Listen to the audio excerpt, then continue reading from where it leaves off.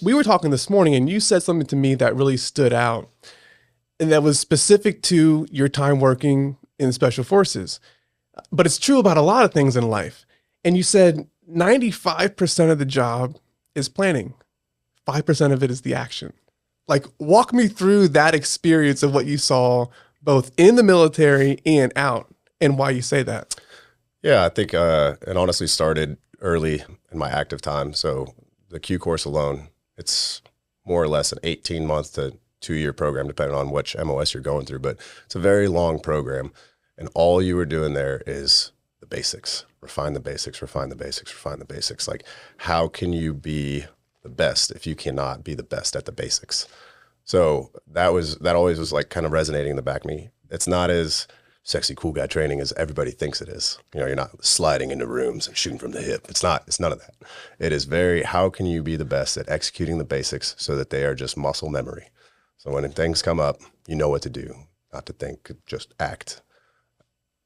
That is something that goes along with that starts your planning, if you will, for like, that way you can broach into other areas with just like a nice refine. You don't have to think about the basics. When you move into outside of training, you get to a team, you realize that you are going to be training for your entire time in service. Like, you get to a team thinking like, oh man, I'm a cool guy. I got a green hat now. And you show up and you're like, everyone around you is so much stronger, smarter, been doing it for so long in the tooth. And they're just surrounded by these guys, like long-term vets. You don't go to SF if you're going to be in and out in a couple of years. Like, you're there for a career. So the guys that you're surrounded with are leaps and bounds beyond you. So like, just because you graduate and you have this green fuzzy hat doesn't mean that you're anything. Yeah. So, and you get reminded of that pretty staunchly your first couple of years in. So you're constantly reminded, like, you are a work in progress until you retire. Yeah. So it's that constant learning, like we talked about, always be learning, always constantly be like, how can I get better at my craft? How can I get better? How can I get better? And schooling, always training, and then planning on deployments, for deployments, even like, because like, you know, we don't go anywhere for a short amount of time, and what we bring with us is what we have for the entire trip. So you're planning a 6-month vacation, if you will, for That's one way to put it. yeah, for top to bottom, everything you need for your team and your partner force to be able to sustain for 6 months with no errors, no gaps. Like, this is your job. So that is a lot more planning than you think. And so a lot of our time is spent planning. And then individual operations, same thing. It would be, if you have an operation that you think is going to take an hour, well, you got 72 plus hours of planning before you even try to execute, if that makes sense. So if you don't plan and you don't plan properly, you're just not going to be efficient. You're not going to execute. It's funny because I think, myself included, even having spent time in the military, a lot of people think that special forces is all about kicking indoors, and, you know, you see the SEALs that are going through the swamp and they pick their head up over there, they got the gun, and you see like that mission is what we think about, but the amount of planning that goes in the back end of it. What I'm also struck by is your call out of the fundamentals and the basics, and that these elite warriors that the military is building are hyper-focused on the basics and the fundamentals and having that muscle memory. One of the call outs I always tell people in business too is that the sign of an amateur is someone who's super focused on all the things that don't really matter, when what really matters is, okay, do you have a service to sell? Can you sell it to someone? Do you have a distribution plan? Can you get it out and scale it to customers? But instead they're worried about, you know, the ChatGPT module that they're building that's going to 2% of their customers buy 1% more before they launch the business in the first place.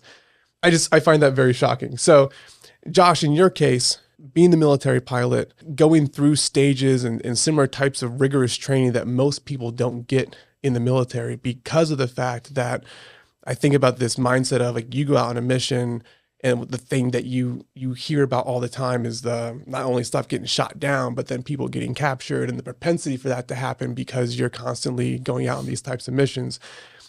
You said this morning, in the context of business, we're talking about KPIs in management school. And then you mentioned that there's only 2 KPIs in the military. Like, walk me through that again, because I thought that that was really something special. Yeah. And if I can say too, for the record, I do not consider myself elite by any stretch. I tried out to be a jet pilot first, and I didn't have the eyesight for it, but the Army always welcomes in probably people with lower standards. So they accepted me.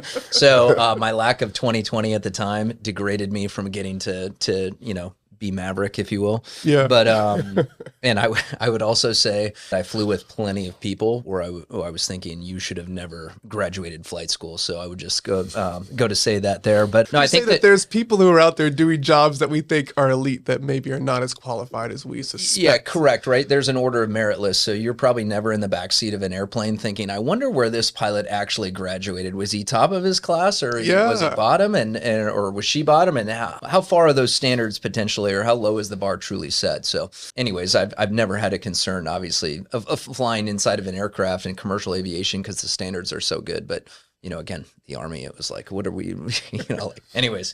You're there to be shot down, right? So at some point. It is what it is. We just roll with it. I think I learned very early what we had talked about this morning is that there was, no matter what mission that you went on, there was 2, as in business, key performance indicators, KPIs, but we would look at defining mission success, and mission success was most often really defined by not dying or generally killing somebody. Those were kind of the numeric. Now, maybe you're doing convoy security, and so it's just we want to make sure that all the vehicles get there safely, right? But there's still that component of we don't want to lose life. And unfortunately, war, being what it is a ministry of violence, if you will.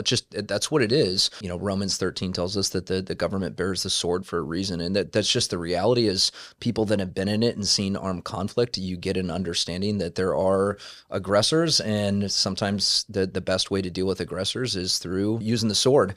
So I think when we looked at that, we start to look at, you execute a mission, and there can be a lot of things that happen between the start time and the end time. But generally speaking, no matter what kind of occurred, if everybody came back alive and you were able to take out the enemy, that was mission success, And I think that forecasts very well for us to understand that, like, when we get into business, and I think in listeners of this podcast and young entrepreneurs, and that you mentioned you have folks that can look at the periphery and start to get focused and distracted in things. And it's like, goes back to, you got to get your product off the ground. You got to sell. You got to make revenue. You got to move forward. And, we can be creatures of trying to get to that perfection, and perfection obviously limiting that progress. So it helped me. And I learned in that scenario, and, that, again, there are some key performance indicators you need to focus on.